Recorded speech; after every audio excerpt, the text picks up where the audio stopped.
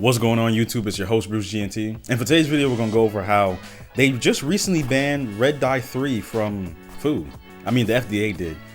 I find it funny because 35 years ago they banned red dye 3 from being in cosmetics because they saw that there was a link to cancer.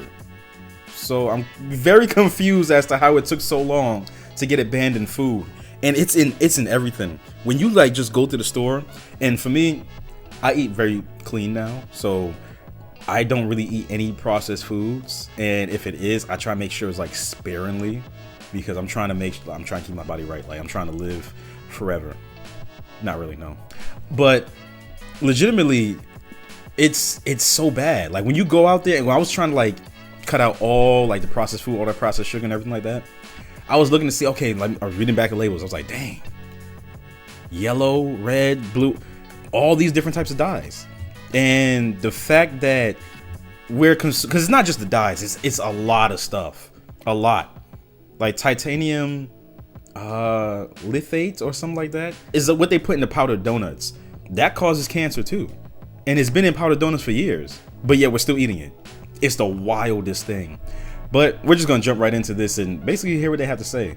I just want to know why it took so long. That's all I want to know. The FDA is banning a red dye used in a number of foods we consume every day in the United States. Red dye number 3 has been found to cause cancer, but what does this mean for consumers like you and I? Joining us now is Dr. Darren Detweiler, a professor of food policy and safety at Northeastern. Doctor, thank you so much for joining us today. Thank you. Now, talk to us about what the main takeaway should be from all of this. Well, essentially, food manufacturers have about 2 years to comply, and drug manufacturers have 3 years to comply. Essentially, these ingredients, the specific red dye number 3, which, by the way, it's a synthetic color additive made from petroleum and a chemical known as erythrocene. It's been known to, it's been linked with cancer in animals. These need to be removed from these foods. Now, what's kind of interesting is the fact that many food manufacturers, they use this. Fruit Loops is another one. I remember I was doing like a little bit of research like a year or two ago when I was trying to like eat healthier, and I saw like how their Fruit Loops in the UK look, and I was like, oh, because they use like natural like fruits and everything like that and vegetables to dye their products. And when they see our Fruit Loops over here, they're like, wow, it looks so vibrant and colorful. Yeah, that's not good.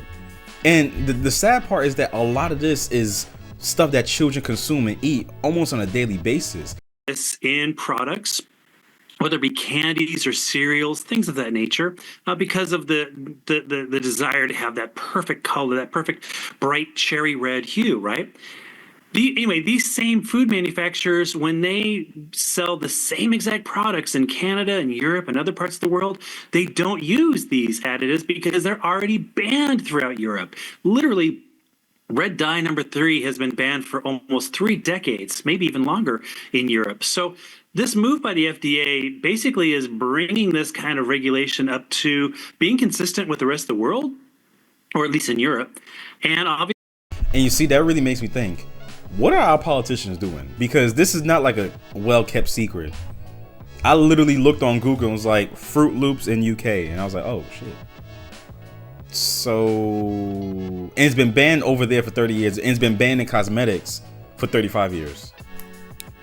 So when people say things like, oh, our government's trying to kill us or they're feeding us slop, because I say that quite a bit, I do believe that they're feeding us slop. It's terrible. Like, why am I eating something that can cause me, that can give me cancer? And look, I'm gonna be honest, I love me some candy. I really do. I'm doing better. I'm doing way better. But yeah, I had to cut that out. It's not good. Not good for your skin. It's not good for a lot of different things. obviously, last year, California passed a similar ban on these dyes and foods in California. Now, Dr. Detweiler, you did speak to us a few moments ago about the types of foods that we can typically find this dye in. What is your advice to consumers who have it in their cupboards already? Well, you know, For about 2 more years, you're going to see foods Throw it away. manufactured with this. I think it's very important for consumers to always be aware of what are the different ingredients, especially chemicals, if you don't know what it is, to look for alternatives. There are so many sources of nearly the same product that don't have these chemicals in them. I think one of the things that I've observed over the past 3 decades is that consumers have become far more aware of these ingredients. They're asking more questions. You know, when you and I were kids, the only question we probably asked about our cereal was what was the toy inside the box. Today, consumers are asking about everything from gluten to GMOs to red dyes, these synthetic additives in their foods that they're serving not only themselves but their families. So looking for these items on the list of ingredients of foods is always important to do. I think that what we'll see is over time, we're going to see companies start to kind of rebrand and look at the coloring and look at the additives and communicate what are they using to make these colorings, because they're going to have to be complying within 2 years. Now, Dr. Detweiler, this was already banned from use in cosmetics decades ago. So people might hear that or already have this knowledge and say, well, if they couldn't use it in items that we put on our face, why did this take so long for the items that we are putting into our bodies every day? Yeah, there's a lot of questions about that. There's this thing called the Delaney Clause of the Federal Food, Drug, and Cosmetic Act, which actually prohibits, basically it says the FDA is prohibited from approving color additives shown to cause cancer in animals and humans. And yet, this is one of those ingredients that has been included in what's called GRAS, or generally regarded as safe, for a very long time. And the industry basically was saying that, oh, well, we've proven that it's safe. We don't have evidence to show that it's not safe. And then when the FDA asked for a lot of this evidence, they would say, the industry would say things like, well, that's private information, that's corporate proprietary information. The government can't see that. So It's safe for people to have and eat. Oh, can you prove it with evidence? We can't show you that. So are you sure it's safe for you? Yeah, no, it's we promise.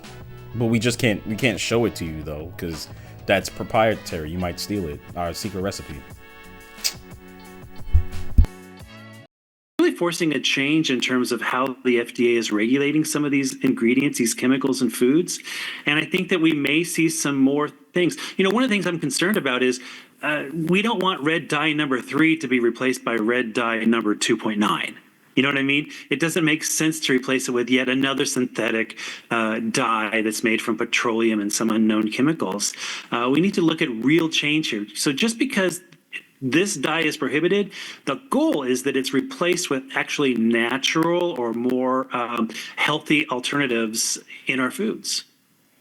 And you know, doctor, I think that the frustrating dialogue that happens, especially, you know, we care about what we consume, but when you have kids and grandkids and little ones, the frustrating dialogue is, why are companies using this product in the first place if they're aware that it causes cancer?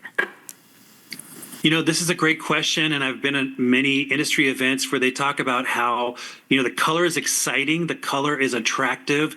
People want to see these vibrant colors popping out at them in their cereal and bowl and on the cereal boxes, and it's part of marketing and advertising that these colors are this bold kind of a thing. And that's crazy because that really doesn't benefit the consumer. It benefits the sale of these products. Again, these same exact products without these dyes, where they're using natural food colorings, have no problem being sold in Europe. So I think there has to be a change in terms of the idea of perhaps there needs to be that argument or that justification as to why a decision is being made. And if it's not truly in the consumer's benefit, you have to be looking at it in terms of it's purely for the benefit of the seller. And now I just want to make sure I circle back around to this because you did mention this earlier in the start of our conversation, but just so that our viewers know for sure, talk about how long it's going to take to get this dye off of the market. Essentially, you can't have any change like this overnight. So what the FDA has announced is that they're giving food manufacturers 2 years and ingestive drug manufacturers 3 years to take products off the market that have this as an ingredient and to have products in place that do not have these ingredients. So, you know, we're not going to see change next month. We may see change between now and the next 2 to 3 years. You know, if you're looking at your grocery store, you know, expect perhaps around the fall of 2026 to start to see more and more products that have ingredients that do not list the red dye number 3. Okay, now, you spoke earlier about how we don't want to take red dye number 3 and replace it with red dye 2.9, but there is also red dye 40, which has replaced red dye 3 at times. So is that one actually any safer? What's the difference there? Yeah, red dye 40 has some controversies. I'm sorry. Red dye 40 has some controversies also with suggested links to behavioral and attention issues in children. I think I was about to say, yeah. 'Cause I was looking into that because I don't really hear much about red dye number 3. But red dye number 40, I've heard that people are trying to say that's linked to ADHD and maybe even autism to a certain extent. So yeah, that's why I'm kind of like, I'm surprised they jumped to red dye number 3 because I don't really hear much about that. we'll continue to see more scrutiny over chemicals like this, but I think that today marks a great victory for consumers and public health in terms of the idea of we're making movement. I can't see it as a great victory when 30 years ago Europe banned this, and then 30 years ago we said we don't want this in cosmetics. I don't see it as a victory. I mean, in the grand scheme of things, sure, but my thing is, this is something that should have been worked on from the beginning. In the beginning, you're essentially poisoning your people. Is that not what's happening? Am I the only one that's noticing that? That's why I stopped eating. It sucks so much to eat the things that I eat. I legitimately, if there's more than like 4 ingredients on that package, I'm not eating it. That's what I've gotten to at this point. So I literally just cook almost everything I eat. It does suck a little bit because I miss sweets so much. But yeah, you're poisoning your people to make a profit. And not him per se, not him, not Darren, not Dr. Darren. We're not talking about him. We're talking about the companies. It's a damn shame. And in that direction, there will likely be other chemicals that are brought up in terms of being banned and that may be banned in the future. But this has been one that's it has been on the radar for a very long time. Before we let you go, we want to just make sure, is there anything that you think is important for consumers to know that we didn't ask you specifically? Anything that can help kind of give them clarity and put them at ease? Because anytime that you've got changes coming from the FDA, there's always a lot of questions, maybe a little bit of uneasiness, especially when it comes to food. Anything else you can equip us with that I didn't ask you?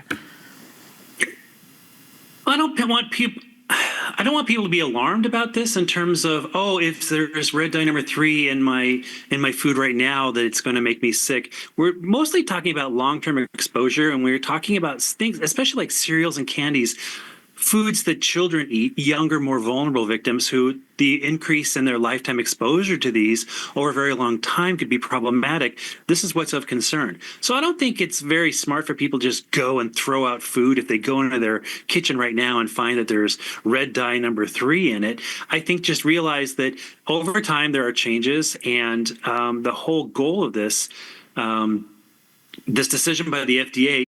Hell no, Dr. Darren. People have been eating Skittles for 20 plus years. You cannot tell us, it's okay, it's not that bad. No, they had to throw it away. And it hurts my soul because I love me some Skittles. But I had to stop eating that years ago, honestly. But I mean, look, I understand what exactly he's trying to get at. He doesn't want to have an alarmist type mentality with people. But my thing is this: a lot of these products people have been eating for years. I know people that have been eating certain sweets and candies for years. For years. Captain Crunch, Oops All Berries. I've been eating that for years, man. I stopped 2 years ago. So from 6 to 24, my body is probably crying right now. So I would suggest, you probably should throw it away. But he's a doctor. Is to have a change in terms of how they're regulating specific foods as part of the Federal Food, Drug, and Cosmetic Act that are decisions that are in the interest of public health and the safety and the health of consumers. Dr. Darren Detweiler from Northeastern University, thank you so much for taking the time today to give. Yeah, so be careful out there, honestly. And like I've said before, just be cognizant of what you're eating, and at the very least, read the back of the packaging. If you don't know what something says, or you don't even know what it is, just look it up real quick, because you'll be surprised what you would look up and see and be like. And you know what's crazy too? It's so bold, because when you look up what the product, like not the product, when you look at what the ingredient is, and it literally says, and you could go to multiple sources, effects, you know, and a lot of it is like, does it cause cancer? And then it's crazy how it's just right there in the open. So it's like, I think these companies are taking advantage of the fact that we're not gonna read it. We're just gonna pick it up, go, powdered donuts, and then that's it. So please just read the back of the packaging. If you don't know something, look it up real quick, look at the effects, and then make a conscious decision. Think about if you really want to put that in your body. If you do, look, do what you want to do. It's your body, it's your life. There's people out here still smoking cigarettes, and we've linked that to cancer for years now. Cancer and a whole lot of other nasty stuff. People still smoke. So at the end of the day, look, it's your body. Do what you want to, but don't come back and say, "Oh, no one ever told me." Someone's telling you right now. Dr. Darren and Bruce GNT. So yeah. But that's it for this video, another short one. If you like this, leave a like. Tell me exactly what you think. Tell me your experience when it comes to like eating healthy, because I know I'm not the only one that's started eating healthy, especially since, you know, 2024 is leading into the new year, 2025. Yeah, let me know. Tell me your healthy eating habits. I'll tell you mine. It sucks. I eat like raw carrots and raw broccoli. Sandwich, sourdough bread, nuts and raisins. Very boring. But I feel good though. So yeah, but like I said, leave a like, comment down below, and subscribe if you want more. Peace.